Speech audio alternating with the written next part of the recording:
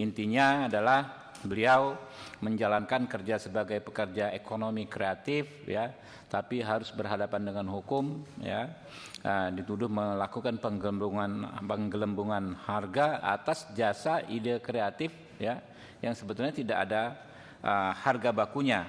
Nah, ini kasusnya ini sudah di ujung, ya, makanya kita harus segera hari ini sudah di ujung karena beberapa hari akan ada putusan pengadilan, ya. Jadi nanti kita akan sampaikan kesimpulan rapat, ya. Kesimpulan rapat ini sebagaimana diatur di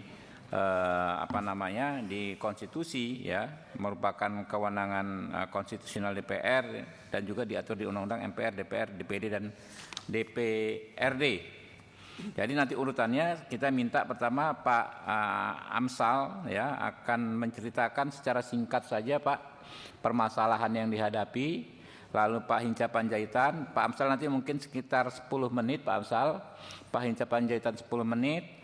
Lalu di sini ada ada Pak Ketua Gerakan Ekonomi Kreatif yang mengadvokasi Pak Amsal, ya, Pak Kawendra.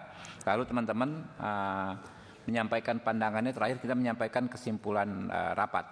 Kami persilakan Pak Amsal Kristi Sitepu menyampaikan permasalahannya selama 10 menit. Terima kasih buat kesempatannya, Pak. Jadi pekerjaan pembuatan video profil desa ini bermula ketika pada tahun 2019 ada COVID-19, Pak, yang melanda dunia. Jadi di situ kami para pekerja ekonomi kreatif, khususnya yang bergerak di bidang media, produksi foto dan video itu seperti kehilangan lapangan kerja karena ada lockdown gitu, Pak. Jadi sebelumnya itu saya dan tim perusahaan yang saya pimpin itu CV Promise Land itu banyak mengerjakan proyek-proyek wedding dan pembuatan video klip lagu gitu, Pak. Jadi karena tidak adanya lagi lapangan pekerjaan itu, Pak, saya mempunyai ide untuk membuat video profil desa di Kabupaten Karo. Dan saya dan tim membuat proposal yang kami susun dan sebenarnya harganya murah, Pak. Karena memang tujuannya yang pertama adalah untuk bertahan hidup pada masa pandemi, dan yang kedua itu adalah kampung halaman saya, dan sebelumnya saya memang konten kreator yang banyak mengangkat konten-konten kearifan lokal yang ada di Kabupaten Karo yang saya upload di sosial media saya. Dan singkatnya saya langsung menawarkan proposal kami yang nilainya sudah ada 30 juta rupiah langsung ke kepala desanya. Saya tidak ada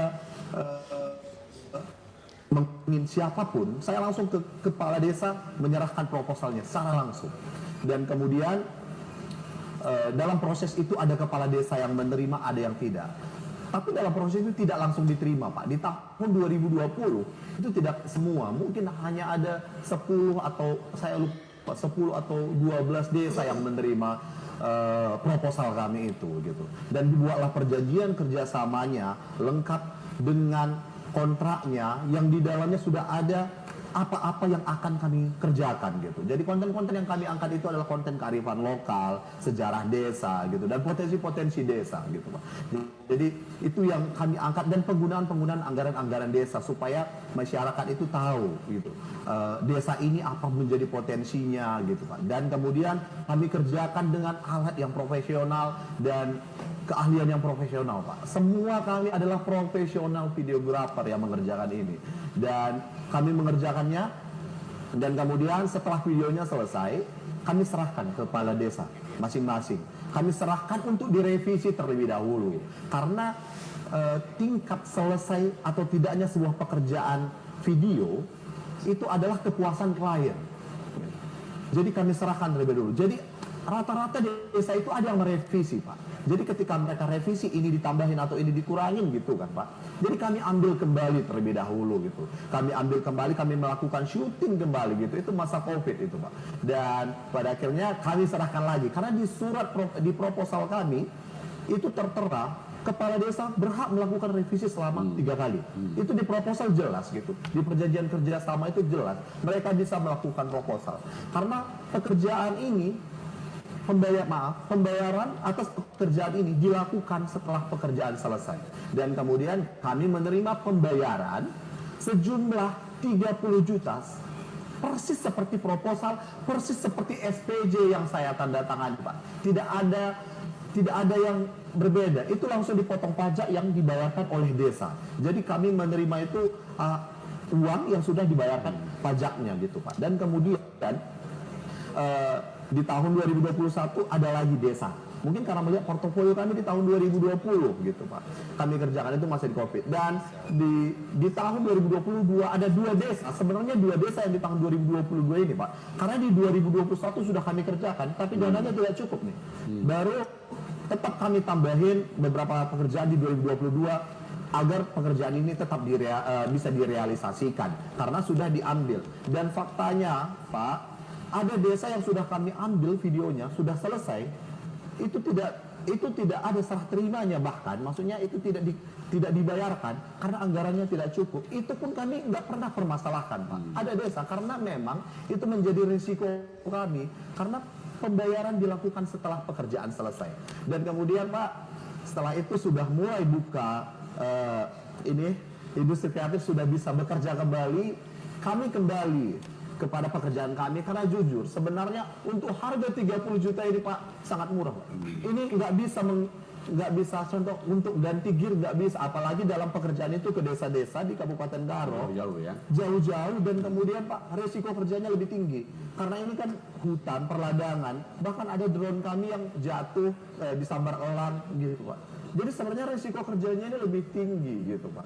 Dan kemudian kami putuskan untuk kembali mengambil proyek-proyek wedding seperti sebelum-sebelumnya. Dan itu adalah pekerjaan pertama dan terakhir kami dalam bekerja sama dengan pemerintah, Pak.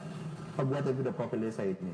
Dan di tahun 2025 tiba-tiba saya dipanggil untuk menjadi saksi. Awalnya menjadi saksi atas proyek pembuatan video profil desa ini. Dan 19 November 2025 ketika saya menjadi saksi, saya ditetapkan menjadi tersangka karena menurut penyidik pada saat itu Inspektorat Kabupaten Karo menyatakan ada kerugian negara atas pekerjaan yang telah saya kerjakan. Padahal pada faktanya, Pak, saya tidak pernah diperiksa satu kali pun. Tidak pernah satu kali pun diperiksa oleh inspektorat atas pekerjaan ini, Pak. Dan fakta persidangan juga membuktikan itu semua, Pak. Bahkan kepala desa menyatakan mereka sudah pernah diperiksa 1 tahun setelah pekerjaan itu diselesaikan. Mereka sudah pernah diperiksa oleh inspektorat, tapi inspektorat mengakui dan menyatakan tidak ditemukan masalah. Dan di fakta persidangan juga, Pak, kepala desa yang dihadirkan oleh jaksa penuntut umum yang seharusnya menjadi saksi yang memberatkan saya, tidak ada yang memberatkan saya, Pak. Mereka menyatakan mereka puas dengan hasil pekerjaan ini. Karena di dalam 20 desa ini, Pak, saya bersama tim itu turun langsung. Saya selalu ikut, Pak. Saya selalu ikut dalam pekerjaan ini gitu. Jadi kepala desa menyatakan puas. Bahkan hakim ketua pada saat itu di salah satu persidangan bertanya, kenapa dia bisa dipenjara? Hakim bertanya sama kepala desa, mereka tidak tahu. Berapa? Ada proposal yang dia tawarkan. Kepala desa menjawab ada. Berapa nilai proposal yang dia tawarkan? 30 juta, kata kepala desa. Berapa yang kalian bayarkan? 30 juta. Dan hakim bertanya, terus kenapa dia bisa dipenjara? Kepala desa berjawab, nggak tahu yang mulia gitu. Dan sampai saat ini pun saya tidak, sebenarnya, Pak, saya sangat bingung atas kondisi ini. Dan kemudian setelah persidangan itu, saya menemukan bahwa di LHP diketemukan bahwa ada marat itu dimunculkan karena ada beberapa item yang dinolkan oleh auditor dan diamini oleh jaksa penuntut umum di dalam surat tuntutannya. Itu ada ide itu besarannya di dalam proposal itu 2 juta, editing 1 juta, cutting 1 juta, dubbing 1 juta, clip on atau mikrofon 900.000 yang totalnya 5,9 juta ini semuanya dianggap nol oleh auditor maupun jaksa penuntut umum. Jadi seperti itulah singkatnya cerita pembuatan video profil ini, yang saya hari ini hanya mencari keadilan. Saya hanya pekerja ekonomi kreatif. Yang saya takutkan, jika hal ini terjadi, kami anak-anak muda, pekerja ekonomi kreatif di Indonesia, akan takut untuk bekerja sama dengan pemerintah. Saya cuma mencari keadilan, Pak. Saya cuma pekerja ekonomi kreatif biasa, Pak. Saya nggak punya wewenang dalam anggaran, Pak. Sederhananya saya hanya menjual. Kalau memang harganya kemahalan, kenapa tidak ditolak saja? Atau kalau tidak sesuai, kenapa harus dibayarkan? Tidak perlu saya dipenjarakan. Karena pekerjaan ini kami lakukan tahun 2020 juga saat pandemi, hanya untuk bertahan hidup dan untuk mempromosikan Kabupaten Karo. Bisa dilihat, Pak, dari sosial media saya. Dari dulu saya selalu mengangkat konten-konten kearifan lokal di Tanah Karo. Saya bahkan, Pak, saya izin, saya pernah melakukan demo tunggal menaiki Tugu Perjuangan Bestagi karena pesta berjuang ditiadakan di Kabupaten Karo. Saya lakukan sendiri, Pak. Saya cinta sekali dengan Tanah Karo, Pak. Walaupun dengan kejadian ini, saya akan tetap mencintai Tanah Karo. Terima kasih, Pak. Ya. Tolong saya, Pak. Ya. Iya, Pak. Semangat, Pak. Insya Allah, Pak, kita semua ini berkomitmen dan all out semua untuk memperjuangkan keadilan untuk Pak Amsal, Pak.